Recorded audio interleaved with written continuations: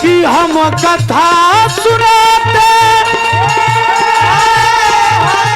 अरे राम सकल गुण राम की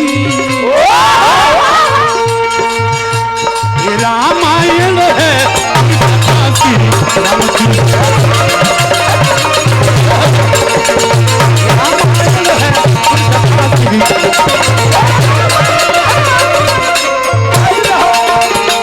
जब जब हो ही धर्म की हानि सुनयत हम अभिमान जब हो ही धर्म की हानि सुनयत हम अभिमान कि हम कथा सुनाते अरे राम सकल गुण राम की रामायण है कथा श्री राम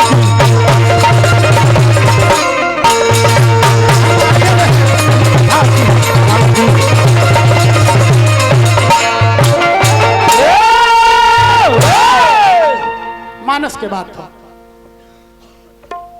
चैनल वालों भाई यूट्यूबर लोग के भी स्वागत करनी हम रंजन सम्राट तनी मनी एक बार त्रेता जुमा ही शंभू गए कुंभजी सिपाही एक पहले कतने बात आ फिर यही बात जगह पर आ जाए मास्टर अगर चलाक प्रयास हो तो की जगह पर टिका ले ना हो तो कोनो बात नहीं राम लक्ष्मण सीता जी के जब वनवास हो गइल बा पंचवटी में लो रहे लागल बा तो रावण के बहन के नाम रहे सुपनेखा क्रिया खोले रहे जे एक दिन समय आ जाई तो तारा लंका के लहू लहान करा दे काहे खोले रहे ओकरा मरद के मरवा दल रहे यही से क्रिया खोले रहे जे एक दिन उस समय आ जाई जे तारा लंका के लहू लहान करा एकरा पता लागल बा कि राम लक्ष्मण सीता जो पंचवटी में आई सुपनेखा अरे रावण के बहिनी दुष्ट हृदय दारुण जस अरे पंचवटी गई एक बारा देखी बिकल भई जुगल कुमार सिंगार पटार को के आई दिया आके भगवान राम से कहती है कि तुम सम पुरुष नमो सम नारी आ यह संयोग विधि रचा बिहारी मरद के लगे हे फागुन महीना में फोन कर दिया फोन कर दिया कहते कि राजा जी सबकर समान सरस्वती पूजा के आ गइल बा हमारे आशा रहे कि तू सरस्वती पूजा के आई तो तू सरस्वती पूजा के ना आइलो गावल जाई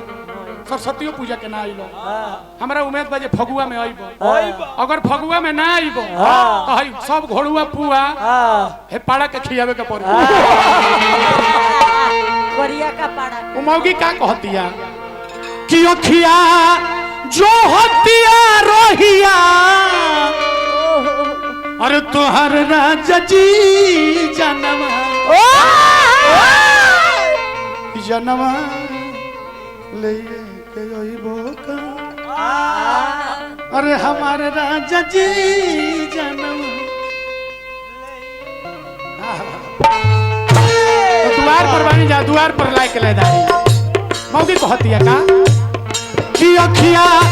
जो हतिया रोहिया अरे तोहार राजा जी जनवा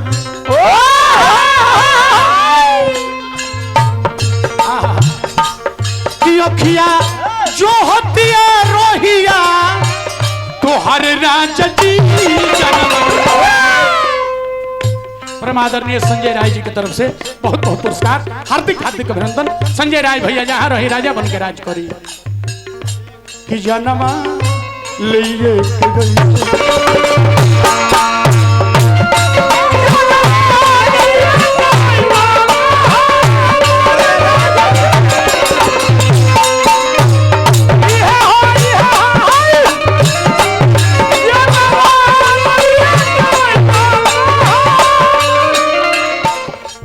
कहे के काम नहीं जौन सड़ुआ ना नाता खींच देते हैं कोनो नाता नहीं खींच भले ममहर से नेवता जी तो कहे जे ममहर ना जाए आ सड़ुआना से नेवता नहीं तो बेनेवते के पहुंचल बड़े हो जाए तो सड़ुआना ना तो घीचे ना कहे के भाव हो मौकी कह दिया चल गइल नौकरी पर दुनिया बना के ए जयनाथ भैया चल गइल नौकरी पर दुनिया बना के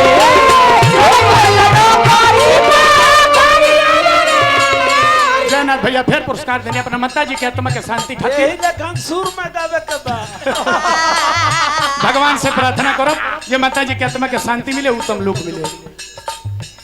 चल गइल नौकरी पर कनिया बना के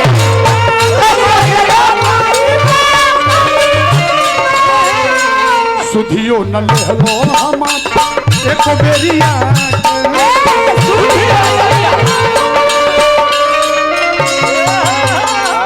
तनी होश में रह होश में भोली राय जी की तरफ से अरे तनी ऊपरो आई लो ये हजारों हजार रुपए पुरस्कार दिल बनी भोली राय जी के हार्दिक हार्दिक अभिनंदन जयनाथ भाई के इहो के साढ़ुए बनी ए भाई तो जयनाथ भैया मेहरारू राज बुझाते जे 1 दर्जन बड़ी का दूध वही जयनाथ भैया के मेहरारू 1 दर्जन बहिन वालों का जे देखो तो जैसे साढ़ुए भाई हो जाते सुधियो न लेहलो हमर एक बेरिया के सुधियो न लेहलो हमर एक बेरिया के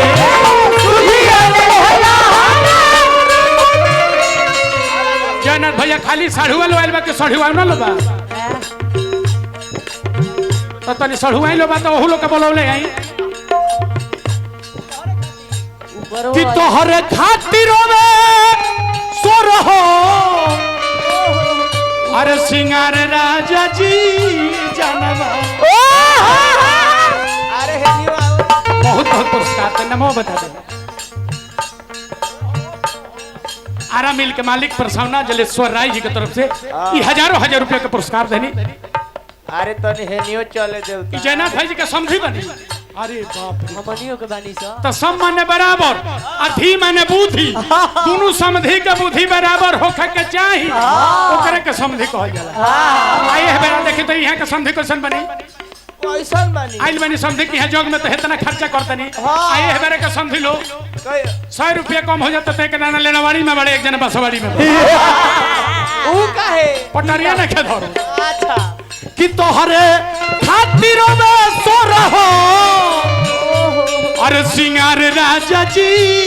जनवा जनवा लिए के होता हमारा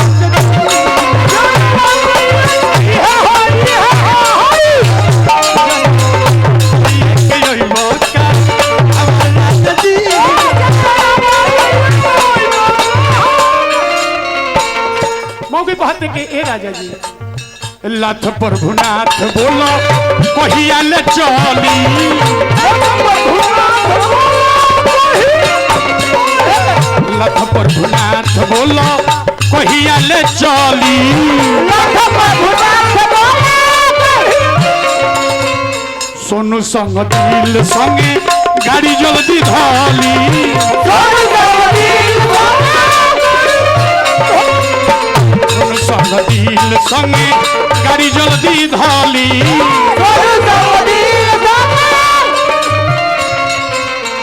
कि अलग पलंग पर रोज दावे अरे प्यारे राजा जी जानवा एज बढ़ जाए जयनाथ भैया एज बढ़ जाए आज इतना राव साढ़ू भाई वाला सब लोग एज बोला के बैठाए कि अलग पलंग पर खोजतावे